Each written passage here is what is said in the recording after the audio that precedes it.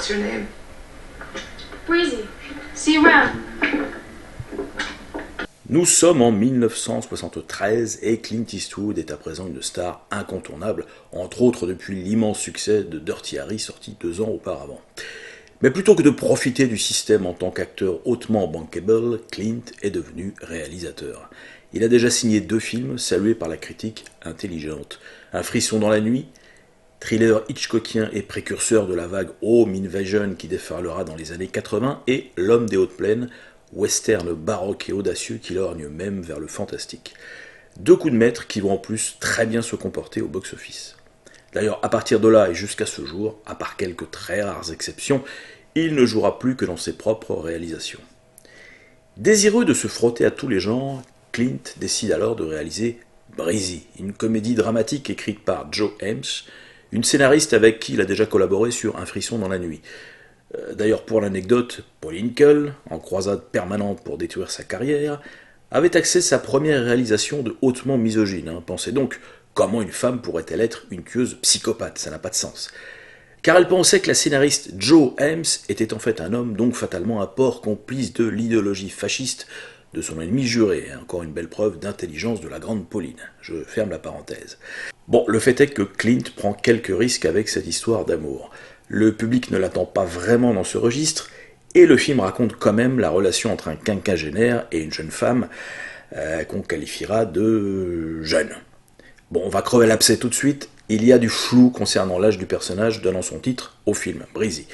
Rien n'est mentionné dans le film, elle pourrait a priori avoir 19 ou 20 ans, voire même être mineure. En France, certains spécialistes semblent sur d'eux, comme Patrick Brion, créateur du cinéma de minuit sur France 3, les jeunes oubliez ce que je viens de dire, qui affirme dans son bouquin sur Clint, mais sans citer aucunement ses sources, que le personnage a 17 ans. Je pense qu'Eastwood reste évasif par choix pour ne pas polluer son film d'une problématique morale ou légale. Ce qui importe réellement, c'est sa différence d'âge avec l'autre personnage principal interprété par William Holden. Alors, que raconte ce Breezy? Alors, notez que j'ai moi-même prononcé Breezy en mode bretzel pendant longtemps avant d'entendre la VO du film. On dit bien Breezy, Breezy étant le surnom choisi par l'héroïne pour raccourcir son nom complet, Elizabeth Edith Breezerman, mais signifiant aussi frais, jovial. Plus qu'une histoire d'amour hors norme, Breezy est surtout l'histoire de la renaissance d'un cynique, Frank, magnifiquement interprété par un William Holden, probablement assez proche de son personnage. Un type fatigué, usé par un divorce pénible et qui a décidé depuis longtemps de se la jouer perso et sans aucune attache. Riche mais vivant seul, passant d'une aventure sans lendemain à une autre, il a fait une croix sur la possibilité d'un engagement quelconque avec autrui. Sa rencontre avec Breezy, loin d'être fortuite puisque la jeune femme tente de soutirer quelques dollars aux hommes qui acceptent de la prendre en stop, fait des étincelles et met le film sur des rails solides car crédibles. Ici, pas de sentimentalisme larmoyant, pas de violon sirupeux. Il y a quelque chose d'à la fois drôle et rugueux dans leur premier échange. Lui à qui on ne la fait pas, et elle assumant de flatter les hommes pour parvenir à ses fins, à savoir un café ou un repas offert. Man? Aren't you a bit young to be smoking? Age has anything to do with it, then you're the one who shouldn't be smoking. It's harder on older people, you know. At least that's what they say. Are you married? No, there's very little call these days for old, decrepit, one-foot-in-the-grave smokers. Au-delà du contraste social entre la jeune hippie quasi vagabonde et le riche agent immobilier, leur joute verbale est surtout une opposition de leur vision de la vie. Quand la jeune femme aperçoit un chien blessé sur le bord de la route, le manque d'empathie de Frank, persuadé que l'animal est mort et qu'il n'y a plus rien à faire, fait fuir la jeune femme. Think he's in pain? What does it matter anyway? I mean, he's just a dog, right? Just a dumb, stupid, beat-up dog. Just let me go. Why do you go? That's what you want to do, isn't it? Look, you can't do anything for him. He's dead.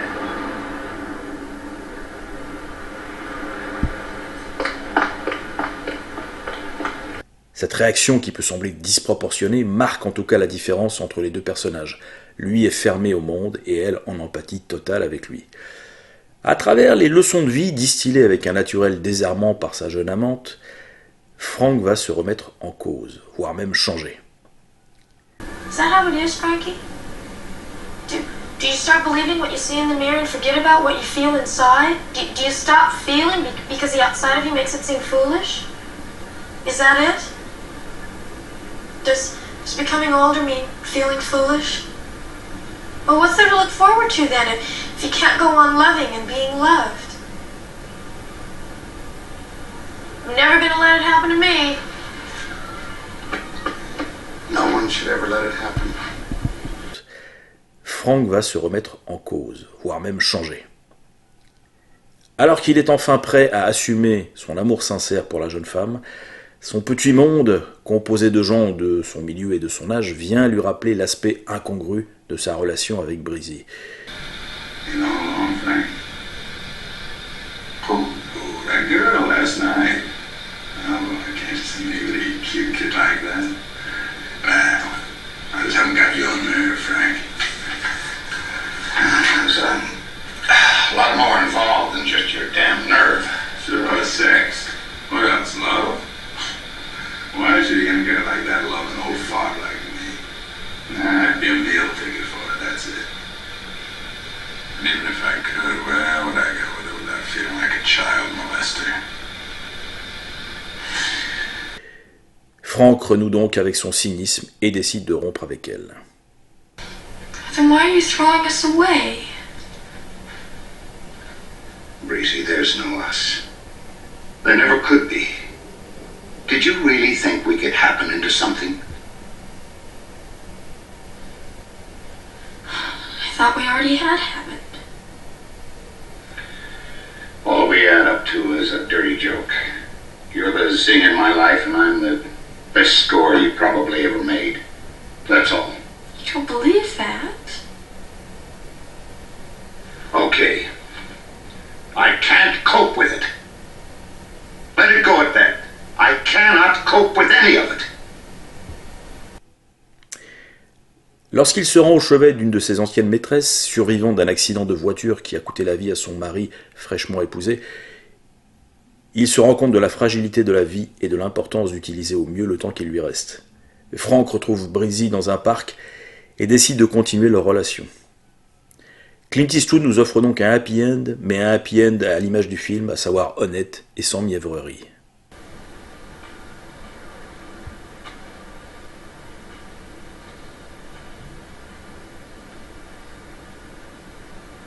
Hello, my love. Hello, my life. I don't know. If we're lucky, we might last a year. A year? Just think of it, Frank. A whole year. Il fallait des acteurs hors pair pour porter ce scénario plutôt casse-gueule. Breezy vient nous rappeler que Clint est également un maître du casting. William Holden est excellent dans le rôle de Frank, touchant dans ses accès de générosité, mais pouvant se montrer également très dur. Son regard, magnifiquement expressif, traduit bien la lassitude du personnage, mais également l'étincelle de sa renaissance. Il avait 54 ans au moment du tournage, mais on paraît 10 de plus à cause bibine, et il fut choisi par Eastwood lorsque ce dernier renonça lui-même rôle, s'estimant trop jeune. Un choix très judicieux pour la qualité de son film, mais mauvais quant au box-office. Le film fut à la fois un bide critique et public. Précisons toutefois qu'il ne coûta que 750 000 $, pas grand-chose, même à l'époque. En face du grand Holden, la petite Kay Lance dans le rôle titre. Elle a 19 ans au moment du tournage, et c'est son premier rôle au cinéma. Une vraie révélation. On va résumer sa prestation en disant qu'elle est, tout simplement, ce personnage impossible à jouer sur le papier, à la fois maligne et innocente, mais qu'elle parvient sans problème à rendre tangible, malgré un grand nombre de scènes casse-gueule où elle doit jouer la naïveté, voire l'émerveillement, face à un Holden totalement désabusé. Deux moments du film jouent de ce contraste, deux moments qui font définitivement lever les doutes de Frank vis-à-vis de la sincérité de la jeune femme. Celui où, à sa demande, il l'emmène voir l'océan qu'elle n'a jamais vu. Oh, Frank, you want to do me the biggest favor in the whole world? How big? Take me to see the ocean? Atlantic or Pacific? I've been in California for 3 months now and I've never seen one. Breezy, it's 4:30 in the morning. But it's Sunday, you don't have to work. Besides, it's too dark to see anything anyway.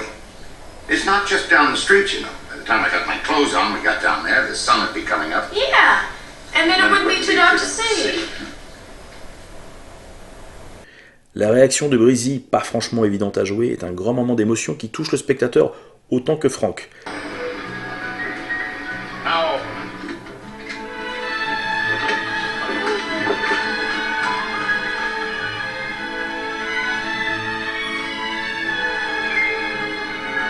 Beautiful!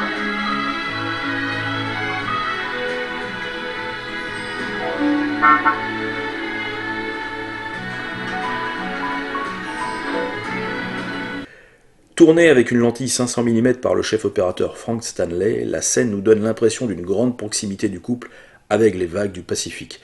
Moment porté par une très belle partition de Michel Legrand, et oui quand même, qui apporte son lyrisme et son romantisme à un film volontairement dans la retenue.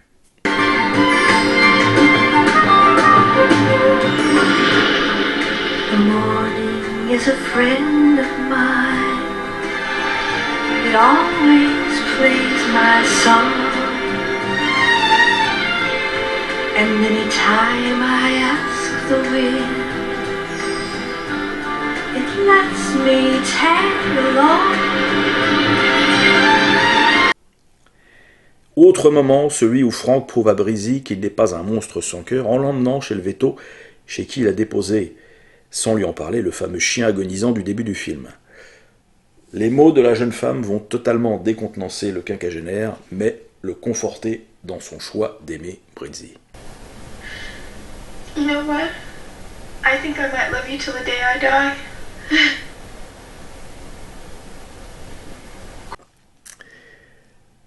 Toutefois, les mots « amour » ou « aimer » ne franchiront pas une seule fois les lèvres de Frank, sauf à la toute fin du film. C'est Breezy qui décodera pour lui ses sentiments en permanence, persuadé qu'il retient ces derniers par pudeur ou par peur. What do you feel?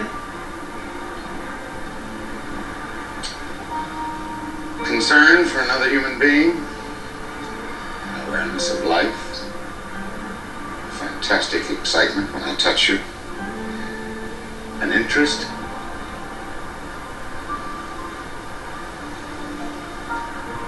A genuine interest in someone other than myself. You feel all that for me? Yes. You love me. I didn't mention love. Yes, you do. Ce refus de la guimauve se traduit aussi dans le traitement des populations du film a priori antagonistes. Les vieux bourgeois établis se complaisent dans des moqueries anti-hippies, souvent à base d'hygiène corporelle, Yes, sir, this is the age of the ugly. tout en rêvant de relations extra-conjugales avec des jeunes femmes issues de la mouvance. Quant aux hippies en question, ils n'ont finalement rien de très révolutionnaire, s'offrant mutuellement, en guise de solidarité, le gîte, en échange d'une prestation sexuelle, voir la scène pré-générique où Breezy se rhabille et sort de chez l'un d'entre eux, ou en faisant vaguement la manche. Eastwood utilise cette médiocrité commune pour finalement minimiser les différences entre les deux camps. Breezy va tomber amoureuse de Frank car de son côté elle ne perçoit aucune différence entre les êtres. Elle est un personnage à part, que ce soit chez les hippies ou chez les bourgeois. Mine de rien, le long métrage est un film rassembleur, qui cherche à faire le trait d'union entre riches et pauvres, entre jeunes et vieux. C'est bien pour ça que l'ami Clint était furieux de voir son film classé R, donc aux États-Unis interdit aux moins de 17 ans, non accompagné d'un adulte, sous prétexte que l'on y voyait les seins de son actrice principale, dans une magnifique scène d'amour tournée avec tact et pudeur. À titre d'exemple, Les Dents de la Mer sortira classé tout public 2 ans plus tard, mais effectivement, on n'y voyait pas de nichon. Bon, tout ça n'aidera pas vraiment la carrière du film, très mollement poussée par la Universal, et qui fut un bide public. Les publicitaires collèrent même, en désespoir de cause, une photo de Clint sur l'affiche précisant que c'est lui qui réalisait, peine perdue, et un bide critique, ce que je pardonne moins. Alors aujourd'hui, le film fait consensus, comme d'habitude, mais j'ai franchement du mal à voir ce qui en faisait un mauvais film en 1973. Mais passons. Pour l'anecdote, le public français dut attendre 1975 pour découvrir le film, il faut dire sorti dans une seule salle à Paris. Si vous l'avez jamais vu, Brizzy, je vous invite à découvrir illico cette perle, aujourd'hui moins méconnue, mais qui a surtout magnifiquement vieilli. C'est un grand petit film d'Eastwood et certainement le plus atypique de sa carrière. Bis à tous, je vous laisse sur la chanson qui ouvre le film, composée par Michel Legrand et chantée par Shelby Flint. Bis à tous. Morning is a friend of mine. It always plays my song. And anytime I ask the wind, it lets me tag along. I read the lessons in the leaves